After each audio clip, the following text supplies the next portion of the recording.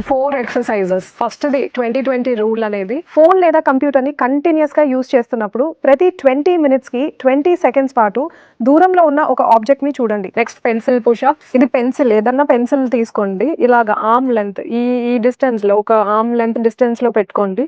ఈ pencil tip చూడండి ఇలా దగ్గరికి తీసుకురండి. దగ్గరికి తెస్తున్నప్పుడు ఒక పాయింట్‌లో ఇది మసకవుతుంది మీకు. ఇక్కడ మసకయింది కదా! ఇప్పుడు 1, 2, 3, 4, 5, 6, 7, 8, 9, 10 అలా 10 కౌంట్ చేయండి. మసకైన పాయింట్ దగ్గర.